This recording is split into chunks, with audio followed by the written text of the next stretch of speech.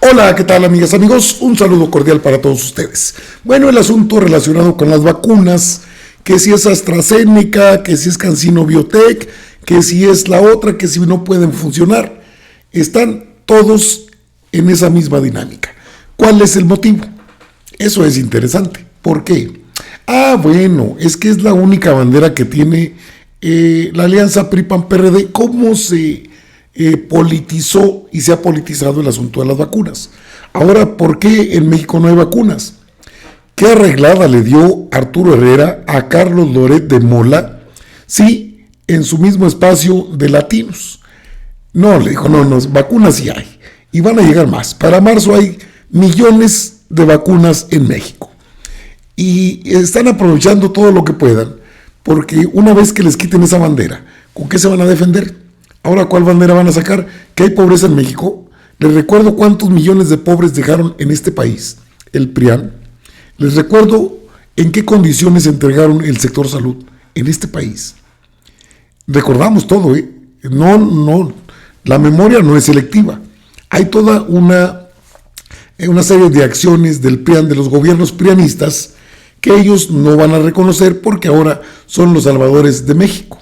Caray, ahora dicen que hasta está mejor en Argentina, Brasil, Chile. Incluso cuestionan al doctor Hugo López-Gatell sobre si son efectivas o no las vacunas. ¿Qué no entienden esto lo dio a conocer el doctor Gatell la semana pasada? No entienden, no, sí entienden, pero quieren hacer creer a la sociedad que ellos verdaderamente tienen la razón. Este es un asunto demasiado serio para ser politizado. Deberían tener un poquito de vergüenza y respetar a todas esas familias, porque incluso en mi familia ha habido casos de COVID-19 y es muy lamentable que tomen estas estadísticas para sus campañas políticas. Aquí tengo todos los elementos de lo que voy a hablar. Es la bandera política que le arrebatan al PRIAN y que Arturo Herrera, pues buena zarandeada que le puso a Carlos Loret, a quien conocen como Lord Montajes en redes sociales.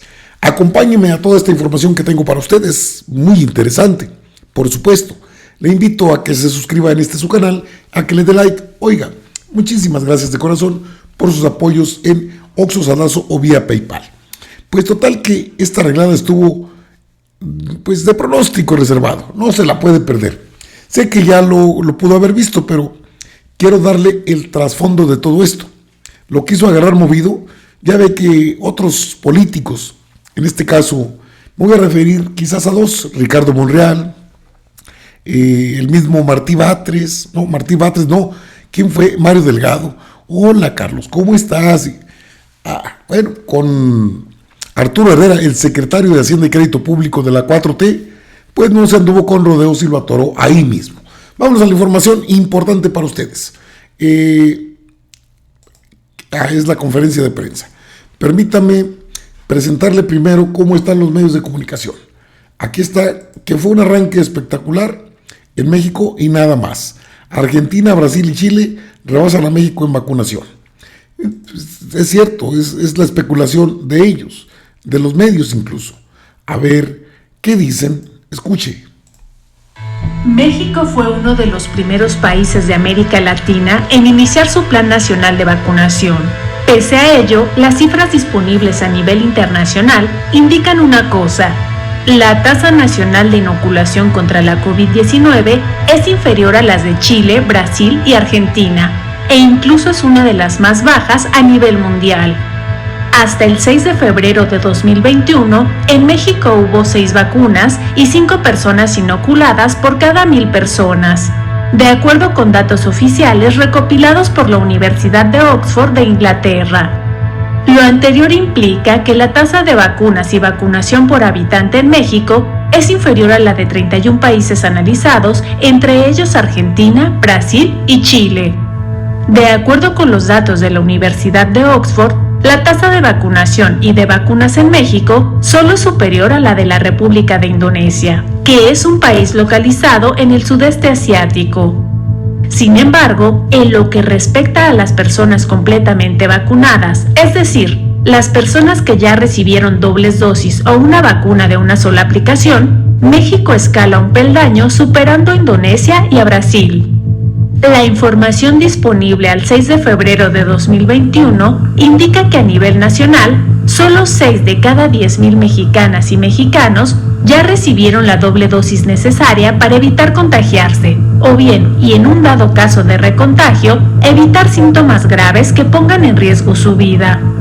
Aunque la aplicación de vacunas por persona en México es una de las más bajas en comparación con muchas naciones, no hay datos suficientes que impliquen que el país tiene uno de los índices más bajos a nivel mundial, o que la cantidad de vacunas adquiridas y aplicadas esté única y estrechamente relacionada con la calidad de los esfuerzos y estrategias gubernamentales para inocular a su población, con la finalidad de prevenir y reducir la propagación de la enfermedad causada por el virus SARS-CoV-2. El desempeño de las campañas de vacunación en México y el mundo depende de muchos factores, entre ellos cadenas productivas y de distribución, trámites burocráticos e infraestructura pública, así como presencia o falta de acuerdos internacionales y confianza en las instituciones públicas, entre otros. De acuerdo con médicos investigadores consultados por Sin embargo, la experiencia presente de los últimos 12 años indicaría que una buena parte de los problemas, deficiencias y oportunidades perdidas con relación a la campaña masiva de vacunación en México tiene que ver con el descuido crónico de la infraestructura e inversión en tecnología médica.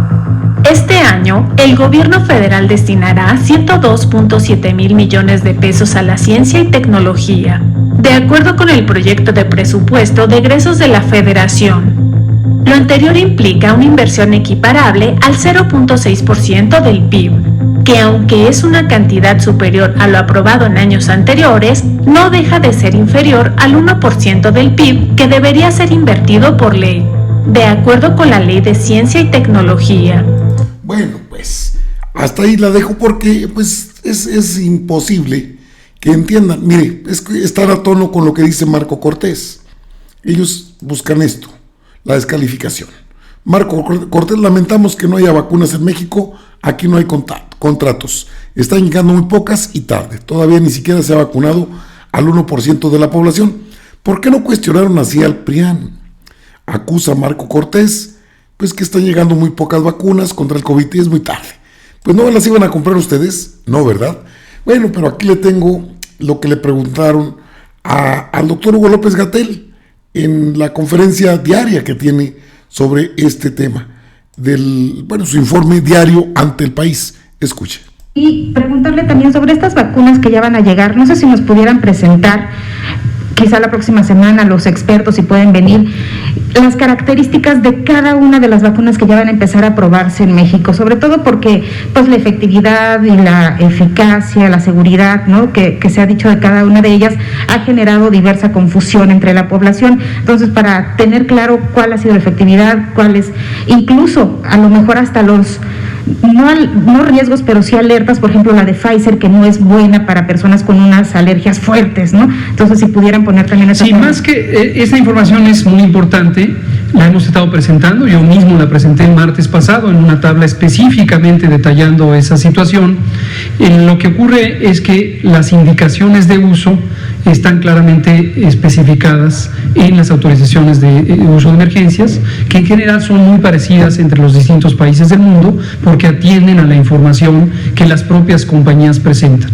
En ese sentido, las distintas vacunas son considerablemente semejantes, no hay restricciones de uso específicas. Por ejemplo, ayer se hablaba de, aquí en esta conferencia, la doctora Celia Alpuche explicó a detalle cuáles fueron las consideraciones de la Organización Mundial de la Salud y del Grupo Técnico Asesor de Vacunación de México para considerar que la vacuna de AstraZeneca sí se puede usar en personas mayores de 65 años. Y lo que suele pasar con la información técnica, lo cual me parece desafortunado, es que aun cuando se presente, y a veces con mayor razón cuando se presenta esta información, se distorsiona. Y entonces ha habido mucha confusión, no porque la información técnica no sea clara, sino porque por distintas razones, algunas incluso los dicen los expertos en diplomacia, por geopolítica, distintas posturas en el mundo de repente se orientan hacia preferir o no preferir ciertas vacunas, cuando eso no tiene una relación con sus características técnicas. Ahora, esta no es una vacuna que se puede ir a comprar a la farmacia, de modo que la persona usuaria, la información no tiene que considerarla por sí misma, o un proveedor de salud independiente, un médico o médica por sí misma, no tiene que leer las instrucciones, porque estas están consideradas en la propia lineamiento técnico del programa. Tenemos los manuales de instrucción para la aplicación de estas vacunas y se considera, en el caso de la vacuna de Pfizer, lo venimos diciendo desde el año pasado, está el tema de la contraindicación relativa de alergia. Entonces se evalúa precisamente la historia de alergia al momento de vacunar. Si una persona dice tengo alergia grave, en el propio interrogatorio, que es una fichita muy específica, se identifica si es elegible o no para el uso de la vacuna de Pfizer. No, pues las explicaciones vienen desde el año pasado, pero no lo quieren entender, no quieren entenderlo. Sí están las indicaciones. Aquí le tengo esta parte de una entrevista que no voy a reproducir de Carlos Loret completa, sino esta parte donde él quiere lucirse y el secretario de Hacienda y Crédito Público pues lo pone en su lugar. Escuche. Usted ha dicho varias veces que las vacunas son la clave para la recuperación económica. ¿Lo sigue pensando? No, nada más eso. Yo creo que las vacunas están cumpliendo 3 roles extraordinariamente importantes en este momento. El primero son la clave para la salud de los mexicanos, y eso es todavía antes que la recuperación económica. El segundo es para la recuperación económica por sí mismo, porque hay sectores de la economía que han venido funcionando muy bien, como exportaciones, etcétera, pero hay sectores de la economía como hoteles, como restaurantes, como gimnasios, que no van a poder estar operando a su completo potencial, o operando del todo, hasta que no se haya resuelto el tema de la pandemia. Y tercero, también es lo mejor para las finanzas públicas. Cada peso gastado en vacunas al final va a acelerar la recuperación, y eso también son impuestos. Entonces es lo mejor para esas 3 actividades. Pero no hay vacunas, secretario. No, sí hay vacunas. No, efectivamente ha habido retrasos, y algunos retrasos son por razones que nosotros hemos entendido e incluso que hemos apoyado. Entonces, hoy no ha llegado ni una de AstraZeneca, ni una de CanSino y ni una de COVAX, ¿no? No, por supuesto que sí. A ver, tenemos 2 millones de dosis de vacuna, 2 millones a granel de AstraZeneca. Entonces, no hay dosis. Déjame explicarte cómo era. Este cóctel era complejo en muchas razones. Perdón que insista, secretario. ¿Listas para ponerse ahorita, hoy, en este momento en México? Pues ninguna de AstraZeneca, ninguna de CanSino y ninguna de COVAX. Sí, pero y de Pfizer dejaron de llegar. Pero está pasando en todo el mundo. A fin de marzo, ¿cuántas vacunas va a haber en México? Bueno, a fines de marzo va a haber... en marzo va a haber 22 millones de vacunas, y las acumuladas, porque fueron llegando muchas menos en febrero, enero y diciembre, alrededor de 28 millones. Bueno, pues ya sabemos de dónde es Latinos, de qué se trata. Pero Arturo Herrera sí lo puso en su lugar. No. Sí hay vacunas, no mientas, porque está acostumbrado, lo conoce al menos. Este secretario de Hacienda y Crédito Público del gobierno federal de la 4T no se dejó apantallar por un Carlos Loret incisivo, queriéndole sacar una declaración que no hay vacunas. No, sí hay, están a granel y se están ordenando para aplicarse. El caso de Hugo López-Gatell lo ha explicado desde el año pasado y todavía no lo entienden. Queda claro el uso faccioso pues, político de quienes a fuerzas quieren que no haya vacunas, porque entonces se les va a acabar su bandera política. Qué buena arreglada y qué respuestas de Hugo López-Gatell, a quien le han faltado al respeto incluso en la Cámara de Senadores. Pero bueno, también ahí hay buenos líderes que responden. Así se habla con una persona a quien se le conoce como Lord Montajes. Y no es que tenga que darle coba, a Loretito menos, sino poner en perspectiva la realidad, porque ellos van a manejarlo de manera sesgada, tendenciosa, se llama politizada. Bueno, para eso les pagan, y les pagan muy bien por lo que sabemos. Amigas y amigos, así están las cosas. Está informado aquí en su canal, ACM Canal 54. Nos vemos en la próxima. Órale pues, nos vemos.